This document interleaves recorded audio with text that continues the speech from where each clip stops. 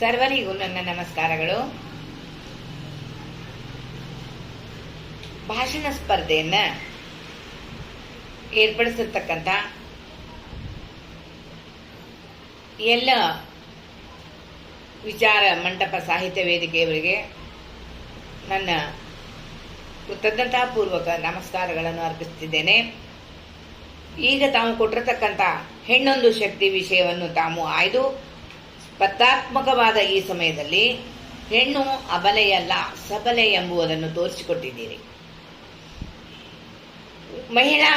ಮಹಿಳಾ ಪ್ರತಿನಿಧೀಕರಣ, ರಾಜಕೀಯ, ಜಾಗತೀಕರಣ, ಭಕ್ತಿ ಚಳುವಳಿಗಳು ಎಲ್ಲ ರಂಗದಲ್ಲೂ ಮಹಿಳೆಯ ಕೈ ಮೇಲುಗೈ ಇದೆ ಅಂದಾಗ ಅವಳು ಯಾವುದಕ್ಕೂ ಕಡಿಮೆ ಇಲ್ಲ ಅಂತಕ್ಕಂಥ ಮಾತನ್ನ ಇಲ್ಲಿ ನಾವು ಒತ್ತಿ ಹೇಳಬೇಕಾಗಿದೆ. ಇಂತಹ ಆಧುನಿಕ ಅನುಸಂಧಾನದ ಜೊತೆಯಲ್ಲಿ ಚಿಂತನೆಗಳು, ಗಲಭೆಗಳು ಅಮಾನುಷವಾಗಿ ಹರಿದು ಬರುತ್ತವೆ. ಮಾನವನು ಪ್ರೀತಿಯನ್ನು ಆಚೆಗೆ ತಳ್ಳಿ ಸ್ವಾಭಿಮಾನಕ್ಕಾಗಿ ಅಮಾನುಷವಾಗಿ ವರ್ತಿಸುವ ಇಂತಹ ಸಂದರ್ಭದಲ್ಲಿ ತಾವು ಕೊಟ್ಟಿರುವ ಈ ವಿಷಯವನ್ನು ಎಷ್ಟೋ ಮಹಿಳೆಯರಿಗೆ ಇದರಿಂದ ಉಪಯೋಗವಾಗುತ್ತದೆ ಎಂದೇ ನನ್ನ ಅನಿಸಿಕೆ. ಹೆಣ್ಣು ಮಹಾನ್ ಚೇತನಳು, ತ್ಯಾಗ ತುಂಬಿದ ಕರುಣಾಮಯಿಯೂ ಹೌದು. ಆದರೆ ತನ್ನ ಭಾರತದ ಸಂಸ್ಕೃತಿಯ ಉಳಿವಿಗಾಗಿ ಹಾಗೂ ಭಾರತದ ಉನ್ನತಿಗಾಗಿ ಅವಳು ತನ್ನ ಜೀವನವನ್ನೇ ಬಲಿದಾನ ಮಾಡಲು ಸಾಧ್ಯ ಹೊಂದಿರ್ತಕ್ಕಂಥವಳು ಅಂತ ನಾವೆಲ್ಲರೂ ಕಾಣುತ್ತಿದ್ದೇವೆ. ತ್ಯಾಗ ಬಲಿದಾನಗಳಿಂದ ಹೆಣ್ಣು ಇವತ್ತು ನಮಗೆ ಶ್ರೇಷ್ಠ ಎನಿಸಿದ್ದಾಳೆ. ಕಾರಣ ಯಾವ ರಂಗದಲ್ಲಿ ಮಹಿಳಾ ಮಣಿಗಳಿಲ್ಲ ಹೇಳಿ? ತನ್ನ ಗಂಡಿಗಿಂತ ಹೆಣ್ಣಿನ ಕೈ ಮೇಲೆಯೇ ಇದೆ. ಅಲ್ಲದೆ ಮೌಂಟ್ ಎವರೆಸ್ಟ್ ಶಿಖರವನ್ನೇ ಮೊದಲು ಏರಿದ ಬಿಚೇಂದ್ರಿ ಪಾಲ್ ಬಾಹ್ಯಾಕಾಶದಲ್ಲಿ ಗಗನಸಖಿಯರಾಗಿ ಬಾಹ್ಯಾಕಾಶದಿಂದ ಯೋಜನೆಯಲ್ಲಿ ಅನೇಕ ಮಹಿಳೆಯರು ಸಾಧನೆ ಮಾಡಿದ ಮಹಿಳೆಯರು ಇನ್ನಿತರ ಕ್ಷೇತ್ರದಲ್ಲೂ ತಮ್ಮ ಸಾಧನೆಯನ್ನು ಸಾಬೀತುಪಡಿಸಿದ್ದಾರೆ. ಗಂಡಿನಲ್ಲಿ ಶಕ್ತಿ ಇದ್ದರೆ ಹೆಣ್ಣಿನಲ್ಲಿ ಯುಕ್ತಿ ಇದೆ. ಗಂಡಿನಲ್ಲಿ ಶಕ್ತಿ ಇದ್ದರೆ ಹೆಣ್ಣಿನಲ್ಲಿ ಯುಕ್ತಿ ಇದೆ, ಅಥವಾ ಬದುಕುವ ಒಂದು ಬಗೆಗಿನ ಶಕ್ತಿಯೂ ಇದೆ. ಸ್ತ್ರೀ ಶಕ್ತಿ ಅಪಾರವಾದದ್ದು. ನಾವು ಸರಿಯಾದ ಮಾರ್ಗದಲ್ಲಿದ್ದು ದೇಶಭಕ್ತಿ ಉಳ್ಳವರಾಗಿದ್ದರೆ ನಾವು ಯಾರಿಗೂ ಹೆದರಬೇಕಾಗಿಲ್ಲ. ಅದಕ್ಕೆ ನಾನು ಇಲ್ಲಿ ಹೆಣ್ಣೊಂದು ಶಕ್ತಿ ಹೇಗೆ ಎಂಬುದನ್ನು ಸ್ವಲ್ಪ ವಿಚಾರದಲ್ಲಿ ವಿವರಿಸುತ್ತಿದ್ದೇನೆ. ಅದು ಸಮಯದ ಅಭಾವವಾಗಿರೋದರಿಂದ ಹೆಣ್ಣಿಗೆ ಈ ನಾಡಲ್ಲಿ ಅಪಾರ ಗೌರವ, ಮಾನ್ಯತೆ ನೀಡಿ ವಿಶೇಷ ಸ್ಥಾನಗಳನ್ನು ನೀಡಿದ್ದಾರೆ. ಅದನ್ನು ನಾವು ಇಂದು ಗೌರವಿಸಬೇಕು. ಹೆಣ್ಣು ತ್ಯಾಗದ ಪ್ರತೀಕ, ಕರುಣಾಮಯಿ. ಆದರೂ ತನ್ನ ದೇಶ ಧರ್ಮಗಳ ಮೇಲೆ ಒಡಕು ಹುಟ್ಟಿದಾಗ ಅವಳು ಚಂಡಿ ಚಾಮುಂಡಿಯಾಗುತ್ತಾಳೆ. ಇದು ನಮ್ಮ ಭಾರತದ ಒಂದು ಸಂಸ್ಕೃತಿಯಲ್ಲಿ ಕಂಡಿರ್ತಕ್ಕಂಥ ಅಥವಾ ಕೇಳಿರ್ತಕ್ಕಂಥ ವಿಚಾರವಾಗಿದೆ. ಹೆಣ್ಣು ಹುಟ್ಟಿತೆಂದು ದುಃಖ ಪಡುವ ಜನ ತಮ್ಮ ಮಗನಿಗಾಗಿ ಸೌಂದರ್ಯವತಿ ಹೆಣ್ಣು ಬೇಕೆಂದು ಪ್ರಪಂಚವನ್ನೆಲ್ಲ ಹುಡುಕುತ್ತಾಳೆ ಎಂದ ಮೇಲೆ ಇದು ವಿಪರ್ಯಾಸವಲ್ಲವೇ?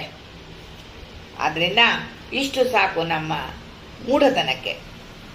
ಪೂರ್ವಜರು ಸನಾತನ ಕಾಲದಿಂದಲೂ ಪುರಾಣ ಪುಣ್ಯಕಥೆಗೆ ಆಗಿರ್ಬೋದು ಅವುಗಳಲ್ಲೆಲ್ಲ ನೋಡಿದಾಗ ಹೆಣ್ಣಿನ ಹೆಸರೇ ಎತ್ತಿ ಹಿಡಿದಿದ್ದಾರೆ ನಮ್ಮ ಋಷಿಮುನಿಗಳು.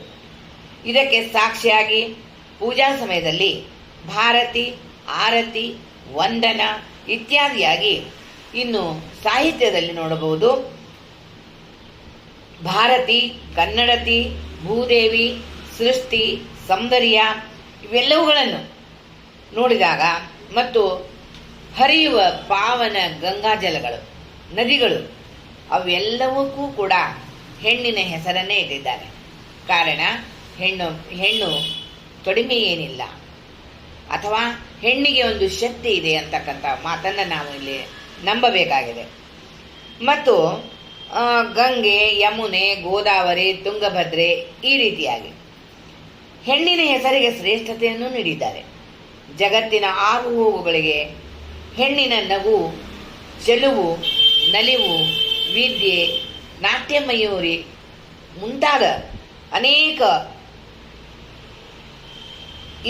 ಸಂಸ್ಕೃತಿ ಇದ್ದಾಗ ಮಾತ್ರ, ಹೆಣ್ಣಿನಲ್ಲಿ ಇದ್ದಾಗ ಮಾತ್ರ ಉಳಿಯುತ್ತದೆ ಎಂಬುದು ಎಲ್ಲರಿಗೂ ತಿಳಿದ ವಿಷಯವಾಗಿದೆ. ಹೆಣ್ಣೊಂದು ಶಕ್ತಿ, ಇದು ಧಾರ್ಮಿಕಗಳಿಂದಾದರೆ ಮುಂದೆ ಹೋರಾಟ, ಆಟ, ಪಾಠ, ನೀತಿ, ನಿಯತ್ತಿನಲ್ಲಿ ನಾವು ನೋಡಬೇಕಾದ.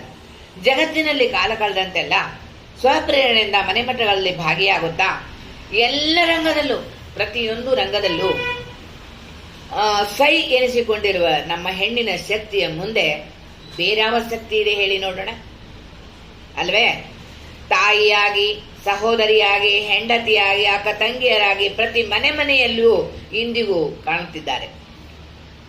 ಹಲವಾರು ಕಾರಣಗಳಿಂದ ಇನ್ನೂ ಶೋಷಣೆಗೊಳಗಾಗುತ್ತಿರುವುದು ಇದು ಒಂದು ವಿಷಾದನೀಯ ಸಂಗತಿಯೇ ಸರಿ.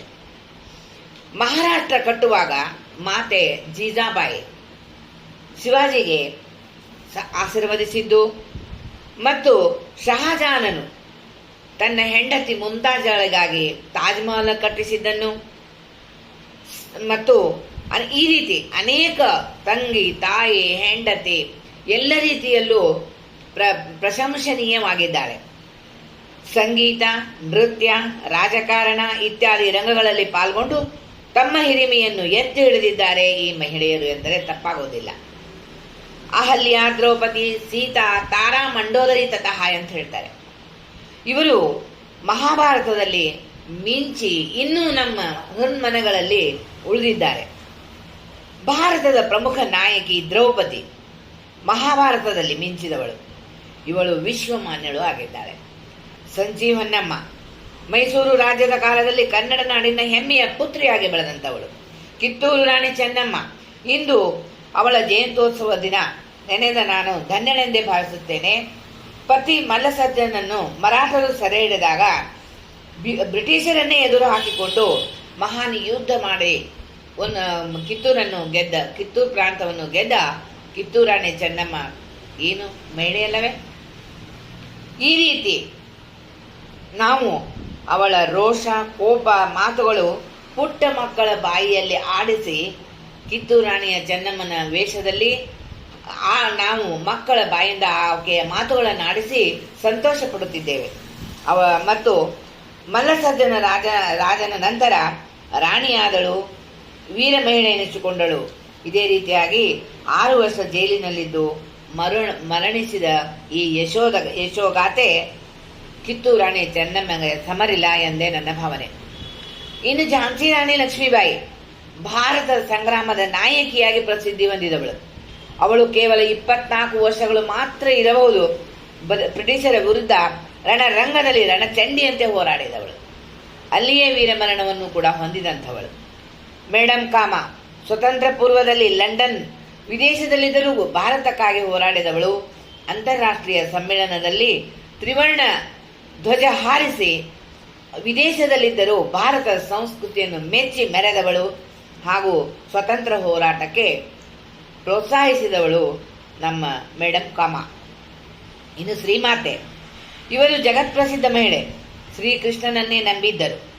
ಯುದ್ಧಗಳಲ್ಲಿ ಸೈನಿಕರಿಗೆ ಆಹಾರದ ಕೊರತೆಯಾದಾಗ ತನ್ನ ಆಶ್ರಮದಿಂದ ಸೈನಿಕರಿಗೆ ಆಹಾರವನ್ನು ಒದಗಿಸುವ ಕೆಲಸವನ್ನು ಮಾಡಿ 2ನೇ ಮಹಾಯುದ್ಧದಲ್ಲಿ ಅವಳು ಮೃತಳಾಗಿದ್ದಾಳೆ. ಸರೋಜಿನಿ ನಾಯ್ಡು ಸ್ವತಂತ್ರ ಹೋರಾಟದಲ್ಲಿ ಸಾಹಿತ್ಯದ ಮೂಲಕ ಅನೇಕ ಮಹಿಳೆಯರನ್ನು ಜಾಗೃತಗೊಳಿಸಿ ಪ್ರೇರೇಪಿಸಿದಳು. ಕಾಂಗ್ರೆಸ್ ಅಧಿವೇಶನದಲ್ಲಿ ಭಾಗವಹಿಸಿ ಭಾರತಕ್ಕೆ ಕೀರ್ತಿ ತಂದವಳು. ರಾಣಿ ರಾಸ್ಮಣಿ ಬ್ರಿಟಿಷರು ಮೀನುಗಾರರಿಗೆ ತೆರಿಗೆ ವಿಧಿಸಿದಾಗ ಆ ತೆರಿಗೆಯನ್ನು ರದ್ದುಪಡಿಸಿರತಕ್ಕಂಥ ರಾಣಿ ರಾಸ್ಮಣಿ ಏನು ಕಡಿಮೆ ಇಲ್ಲ.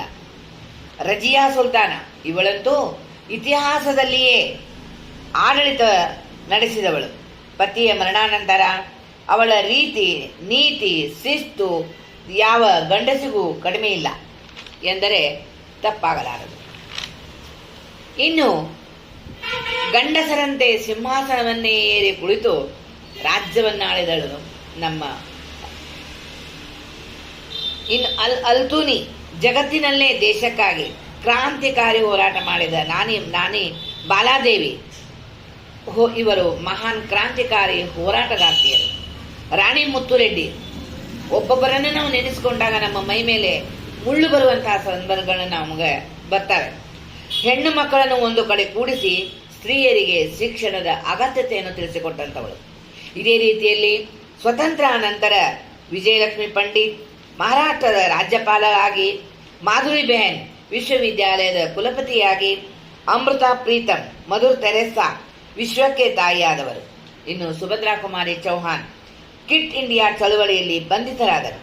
ಆನಿ ಬಿಸೆಂಟ್ ಲಂಡನ್ನಿನಲ್ಲಿ ಜನಿಸಿದರೂ ಸಹ ಭಾರತ ಸೌಂದರ್ಯಕ್ಕೆ ಮಾರು ಹೋಗಿ ಇಲ್ಲಿಯೇ ಉಳಿದು ಸ್ವತಂತ್ರ ಸಂಗ್ರಾಮದ ಚಳುವಳಿಗಳಲ್ಲಿ ಭಾಗವಹಿಸಿದಳು. ಕಸ್ತೂರಬಾ ಮಹಾತ್ಮ ಗಾಂಧಿಯ ಧರ್ಮಪತ್ನಿಯಾಗಿ ಅವರೊಡನೆ ಎಲ್ಲ ರಂಗದಲ್ಲೂ ಕಸ್ತೂರಬಾ ಅವರು ತನ್ನ ಪತಿಗೆ ಅಥವಾ ಮಹಾತ್ಮ ಗಾಂಧೀಜಿಗೆ ವಿಶ್ವಮಾನ್ಯರಾದ ಮಹಾತ್ಮ ಗಾಂಧೀಜಿಗೆ ಪ್ರೋತ್ಸಾಹಿಸಿದರು. ಕಿರಣ್ ಬೇಡಿ, ಸುಷ್ಮಾ ಸ್ವರಾಜ್, ಇಂದಿರಾ ಗಾಂಧಿ, ವಿಕ್ಟೋರಿಯಾ ರಾಣಿ, ಇನ್ನೂ ಅನೇಕ ಮಹನೀಯರು ವಿದೇಶದಲ್ಲಿ ಹುಟ್ಟಿದ್ದರೂ ಭಾರತವನ್ನು ಬೆಳಗಲು ಜ್ಯೋತಿಗಳಾಗಿ ಮಹಿಳಾ ಮಣಿಯರೇನು ಇಲ್ಲಿ ಬಂದಿದ್ದು ಕಡಿಮೆ ಇಲ್ಲ. ಜನನಿ ಜನ್ಮಿ ಭೂಮಶ್ಚ ಸ್ವರ್ಗಾದಪಿ ಗರಿಯಸ ಎನ್ನುವಂತೆ ಹುಟ್ಟಿದ ತಾಯ್ನಾಡ ಕೀರ್ತಿ ಪತಾಕೆ ಹಾರಿಸಿದಂತಹ ಈ ವೀರ ಮಹಿಳೆಯರು, ಅವರನ್ನೇ ನಾವು ಹಿಂಬಾಲಿಸಿ ಅವರಂತೆ ನಮ್ಮ ತಾಯ್ನಾಡಿಗೆ ಕೀರ್ತಿ ಪತಾಕೆಯನ್ನು ನಾವು ಹಾರಿಸೋಣ. ನಮ್ಮ ಬೆನ್ನ ಹಿಂದಿರುವ ಈ ಎಲ್ಲ ಮಹಿಳಾ ಮಣಿರತ್ನಗಳು ಆಶೀರ್ವದಿಸಲಿ. ಅವರು ಹಾಕಿಕೊಟ್ಟ ದಾರಿಯಲ್ಲಿ ನಾವು ನಡೆಯೋಣ. ಬನ್ನಿ, ಎಲ್ಲರೂ ಒಂದು ಆಗೋಣ.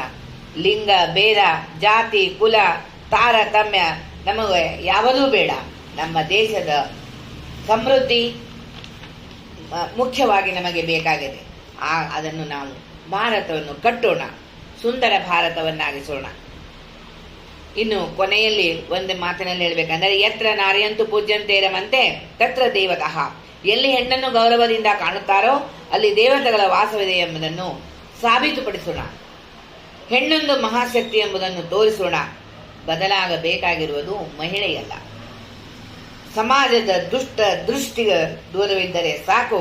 ಈ ಪುಣ್ಯ ಭೂಮಿಗೆ ನಾವು ಸೇವಿಸುವ ಸೇವೆ ನಮ್ಮ ನಮನಗಳು. ಅದೇ ರೀತಿಯಾಗಿ ಅವರೆಲ್ಲರಂತೆ ನಾವು ಕೀರ್ತಿವಂತರಾಗಿ ಬಾಳಿ ಹೆಣ್ಣಿಗೆ ಒಂದು ಒಳ್ಳೆಯ ಸ್ಥಾನವನ್ನು ಕೊಟ್ಟಿರ್ತಕ್ಕಂಥ, ವಿಶಿಷ್ಟ ಸ್ಥಾನವನ್ನು ಕೊಟ್ಟಿರ್ತಕ್ಕಂಥ, ಧಾರ್ಮಿಕವಾಗಿಯೂ ಸಾಹಿತ್ಯಿಕವಾಗಿಯೂ ರಾಜಕೀಯ ರಂಗ ಎಲ್ಲ ರಂಗದಲ್ಲೂ ನಮಗೆ ಕೊಟ್ಟಿರ್ತಕ್ಕಂಥ ಸ್ಥಾನವನ್ನು, ಶ್ರೇಷ್ಠತೆಯನ್ನು ಕಾಪಾಡಿಕೊಳ್ಳೋಣ ಎಂದು ಹೇಳುತ್ತಾ ನನ್ನೆರಡು ಮಾತುಗಳನ್ನು ಮುಗಿಸುತ್ತಿದ್ದೇನೆ. ಜೈ ಹಿಂದ್, ಜೈ ಕರ್ನಾಟಕ. ಎಲ್ಲರಿಗೂ ಧನ್ಯವಾದಗಳು.